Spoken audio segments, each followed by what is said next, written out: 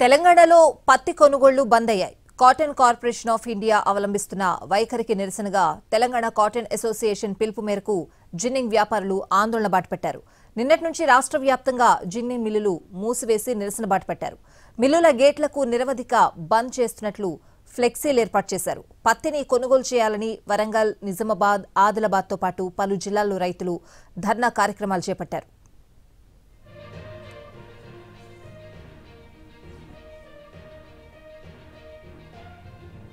తెలంగాణ వ్యాప్తంగా 45.32 లక్షల ఎకరాల్లో పత్తి సాగైంది. 28 లక్షల మెట్రిక్ టన్నుల దిగుబడి వస్తుందని అధికారులు ప్రభుత్వానికి నివేదికిచ్చారు. సగటున ఒక ఎకరానికి 11.74 క్వింటాళ్ల దిగుబడి వస్తుందని వ్యవసాయ శాఖ అంచనా వేసింది. తొలుత సీసీఐ ఎకరాకు 12 క్వింటాళ్ల చొప్పున కొనుగోలు చేపట్టింది. ఆ తర్వాత ఎకరాకు 7 క్వింటాళ్లకు తగ్గించింది. తెలంగాణలో ఈ సీజన్లో ఎకరాకు 7 టన్నుల దిగుబడి మాత్రమే వస్తుందని, అందుకే అంతే కొనుగోలు చేస్తామని సీసీఐ తెలిపింది. దీంతో రైతులు తీవ్ర ఇబ్బందులు పడుతున్నారు. ఒకవైపు అకాల వర్షాలతో పత్తి తడిసిపోయింది, మరోవైపు తేమ పేరుతో 7 క్వింటాళ్ల నిబంధన పెట్టింది సీసీఐ. దీంతో పత్తి రైతులు వ్యాపారులకు తక్కువ ధరకే అమ్ముకోవాల్సిన పరిస్థితి ఏర్పడింది.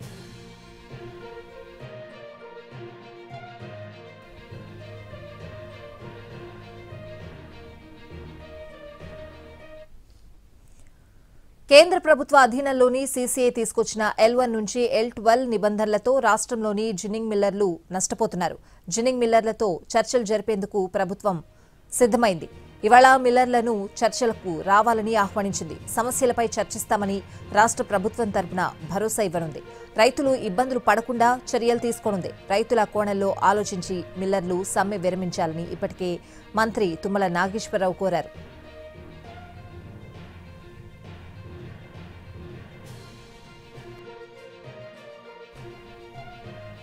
అయితే అన్ని జిన్నింగ్ మిల్లులు ఒకేసారి ప్రారంభమైతే రైతులు అమ్ముకోవడానికి ఎలాంటి ఇబ్బందులు ఉండవు. మిల్లర్లకు సైతం ఎప్పటికప్పుడు కొనుగోలు చేసుకునే వెసులుబాటు ఉంటుంది. సీసీఐ నిబంధనలతో మిల్లర్లు ఇబ్బందులు ఎదుర్కొంటున్నారు. కొన్ని మిల్లులు అసలు ప్రారంభమే కాలేదు. తేమ 12 నుంచి 20% పెంచాలని డిమాండ్ చేస్తున్నారు. ప్రభుత్వ హామీ మేరకు రాష్ట్రంలోని 325 జిన్నింగ్ మిల్లులు టెండర్లో పాల్గొని పత్తి కొనుగోలుకు అంగీకరించాయి. కేంద్రం తీసుకొచ్చిన నిబంధనలతో జిన్నింగ్ మిల్లులను L1 నుంచి L12 వరకు విభజించింది.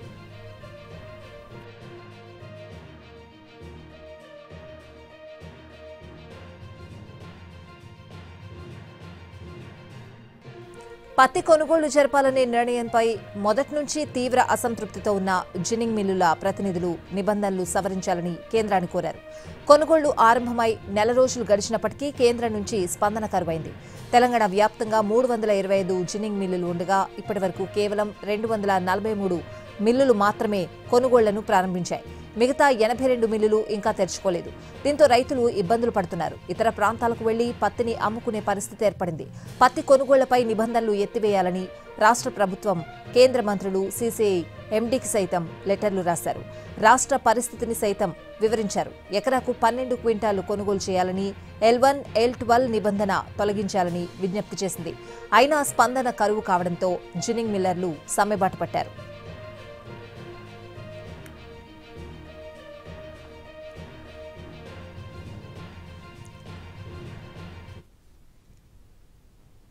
ఉమ్మడి వరంగల్ జిల్లా వ్యాప్తంగా పత్తి క్రయ విక్రయాలు నిలిచిపోయాయి. ఎనుమాముల వ్యవసాయ మార్కెట్ యార్డు క్రయ విక్రయాలు లేక బోసిపోయింది.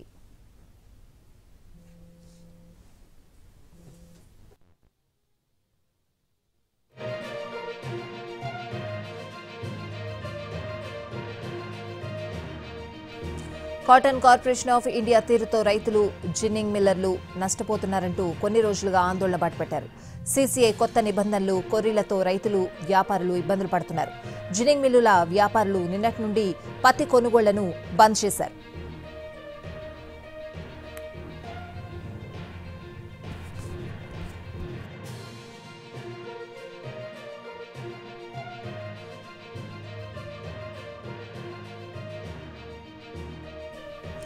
వరంగల్ ఎనుమాముల వ్యవసాయ మార్కెట్లో ప్రతిరోజు సుమారు 15,000 బస్తాల పత్తి అమ్మకాలు జరుగుతాయి. ఉమ్మడి వరంగల్ జిల్లాలో 23 జిన్నింగ్ మిల్లులున్నాయి. నిత్యం ఉదయం 7 గంటల నుంచి మధ్యాహ్నం 2 గంటల వరకు క్రయ విక్రయాలు కొనసాగుతూ ఉంటాయి. ఇలాంటి పరిస్థితిలో పత్తి కొనుగోళ్లపై జిన్నింగ్ మిల్లుల యాజమాన్యాలు బంద్కు పిలుపునివ్వడంతో రైతులెవరూ పత్తిని మార్కెట్కి తీసుకురావడం లేదు. సీసీఐ నిబంధనలను తొలగించాల్సిన అవసరం ఉందని వ్యాపారులు డిమాండ్ చేస్తున్నారు.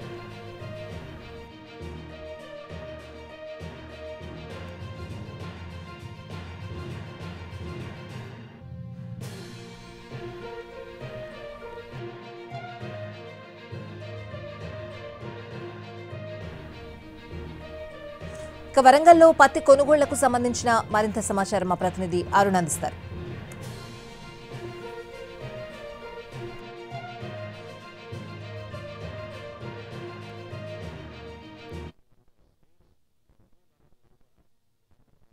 కొత్త నిబంధనల వల్ల రైతులకు అలాగే వ్యాపారులకు ఇబ్బందులు తలెత్తుతున్నాయంటూ ఈరోజు రాష్ట్ర వ్యాప్తంగా జిల్లింగ్ మిల్లుల అసోసియేషన్ అంతా కూడా పత్తి కొనుగోలుకు బంద్ పాటించాలని నిర్ణయం తీసుకుంది. ఈ మేరకు తెలంగాణలో ఆసియాలో అతిపెద్ద మార్కెట్ అయినటువంటి యనమాముల మార్కెట్లో పత్తి కొనుగోలు మొత్తం నిలిచిపోయాయి. ప్రస్తుతం మనం యనమాముల మార్కెట్ దగ్గర ఉన్నాం. ప్రతిరోజు ఇక్కడికి 10 నుంచి 15 వేల పత్తి బస్తాలు ఇక్కడికి వస్తాయి. ఉదయం 5 గంటల నుంచి కొనుగోలు ప్రక్రియ ఇక్కడికి బస్తాలు వచ్చిన తర్వాత 7 గంటలకి ధరలు అయిన తర్వాత కొనుగోలు ప్రక్రియ జరుగుతుంది. కానీ ఈ రోజు నుంచి బంద్ పాటిస్తున్న నేపథ్యంలో వ్యాపారులు ఎవరు కూడా పత్తిని కొనుగోలు చేయమని గత 4-5 రోజులుగా చేస్తున్నటువంటి ప్రచారం వల్ల రైతులు ఎవరు కూడా ఇక్కడికి రాకపోవడం వల్ల కొనుగోలు ప్రక్రియ మొత్తం నిలిచిపోయింది. ప్రస్తుతానికి యనమాముల మార్కెట్లో బోసిపోయినటువంటి దృశ్యాలు చూడొచ్చు. పత్తి కొనుగోలుకు సంబంధించి మీరు ఆల్రెడీ ఒకసారి బంద్ పిలుపునిచ్చారు. ఇక్కడ నుంచి రాష్ట్ర ప్రభుత్వం నుంచి అధికారులు, తర్వాత సీసీఐకి సంబంధించినటువంటి అధికారులు మీతో చర్చలు జరిపారు, కొంత వాయిదా వేసుకున్నారు. మళ్ళీ 17వ తారీఖు నుంచి అంటే ఈ రోజు నుంచి మీరు బంద్ పాటించాలని తీసుకున్న నిర్ణయం మేరకు కారణం ఏంటి? ఎలా ఉంది పత్తి కొనుగోలు ప్రక్రియ? ఏమైనా జరుగుతుందా? ముఖ్యంగా తెలంగాణ లోపల సీసీఐ వారు లాస్ట్ ఇయర్ ఉన్న నిబంధనలే ఈసారి కూడా ఉన్నాయి. దాన్ని మరి యథావిధిగా అన్ని మిల్లులు నడపాలనే మేము విజ్ఞప్తి చేయడం జరిగింది. మేము మరి ఏదైతే రేటు ఒకవేళ తక్కువ వచ్చే ఉంటే ఆ మిల్లు ఫస్ట్ ప్రియారిటీ, మిగతాయి అన్ని సమానంగా నడుపుతామని హామీ ఇచ్చిళ్ళు. ఆ హామీ మేరకే టెండర్లో పాల్గొని మరి అన్ని మిల్లులు కూడా సమానంగా రేటు ఒకటే తీరుగా సీసీఐ వాళ్ళు నిర్ణయించిన ప్రకారం నడుస్తున్నది. మరి దాన్ని అన్ని మిల్లులు ఓపెన్ చేయండి అంటే అక్టోబర్ 24 నుంచి సీసీఐ కొనుగోలు ప్రారంభించిన కంచెలు కూడా మరి 25, 30 మిల్లులు, 40, 322 మిల్లులల్లో ఇట్లా 20, 50, 100, 150 వరకు మరి వచ్చినాయి. 100 ఉన్నప్పుడే మేము అన్ని మిల్లులు ఓపెన్ చేయాలి. మరి నష్టం అనేది లేనన్నప్పుడు అన్ని మిల్లులు కూడా ఏదైతే ministry of textile TMC technology machine of cotton అని ఒక దానికి ఈ నిబంధనలతోటి ఫ్యాక్టరీ నిర్మించాలని చెప్తే దాని ప్రకారమే తెలంగాణలో ఉన్న మిల్లులన్నీ ఆ విధంగానే మరి ఉన్నాయి. మరి దాన్ని దృష్టిలో పెట్టుకొని కూడా మరి ఇలా వాళ్ళు మొండి వైఖరితోటి ఇలా వర్షాభావంతో ఉండి అన్ని మిల్లులు ఓపెన్ చేయకుండా మద్దతు ధర పెంచిన పేరే కానీ ఈ యొక్క కొర్రీలు పెట్టి ఏదైతే కొన్ని మిల్లులే నడిపి మిగతా మిల్లులు నడుపుకోవడంతో మంత్రి గారి హామీతోటి 6వ తారీఖు బంద్ ఉన్న దాన్ని ఎక్స్టెన్షన్ చేయడం జరిగింది. సీఎండీ గారు కూడా హామీ ఇచ్చిళ్ళు. కొనుగోలు బంద్ చేయడం వల్ల రాష్ట్ర వ్యాప్తంగా ఎంత కొనుగోలు ఆగిపోతున్నాయి? ఎన్ని మిల్లులు బంద్లో పాటిస్తున్నాయి?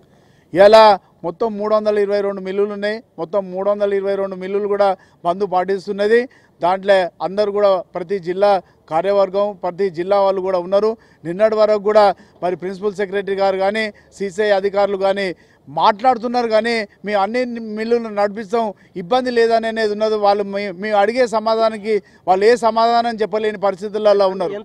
యనమాముల మార్కెట్లో ఎన్ని బస్తాలు వస్తాయి? ఉదయం ఎన్ని గంటలకు కాంటలు అయితే ఇప్పటివరకు రాలేదు కదా, దీన్ని ఎట్లా చూడాలి? యనమాముల మార్కెట్లో నిత్యము 15,000 నుంచి 20,000 బస్తాలు, 200-250 వెహికల్స్ వస్తాయి. ఇది ప్రధానమైనటువంటి సమస్య. కేంద్ర ప్రభుత్వం, రాష్ట్ర ప్రభుత్వం ఇప్పుడు మా రాష్ట్ర అధ్యక్షుడు రాష్ట్ర ప్రభుత్వానికి ధన్యవాదాలు తెలుపుతాను, కానీ లెటర్ రాసి ఉరుక్కుంటే ధన్యవాదాలు తెలపడం కాదు. నీ బాధ్యత. ఈ తెలంగాణ రైతానికి నువ్వు ఏం చేస్తున్నావు? నిన్నటి దాకా జూబ్లీ హిల్స్ ఎలక్షన్ అని, అక్కడ బీహార్ ఎలక్షన్ అని కేంద్ర మంత్రి ఇక్కడ ఇద్దరు కేంద్ర మంత్రులు, రాష్ట్ర ప్రభుత్వము ఇంత వ్యవస్థ ఉండి మేము ఇన్ని రోజుల నుంచి అడుగుతుంటే కూడా ముద్దు నిద్ర పోయి, ఇది ప్రధాన ఉద్దేశం సీసీఐ ఉద్దేశం ఏంటంటే కొనుగోలును ఎట్లా తగ్గించాలనేది తప్ప వేరే. రైతులు ఎంతమంది వస్తారు సుమారుగా ప్రతిరోజు నిత్యము 3,000-4,000 మంది రైతులు వ్యవసాయ యనమాముల మార్కెట్కి వస్తారు. ఇది నిత్యం ఉమ్మడి జిల్లాలు యనమాముల మార్కెట్ పరిధిలో 23 జిన్నింగ్ మిల్లులు ఉన్నాయి.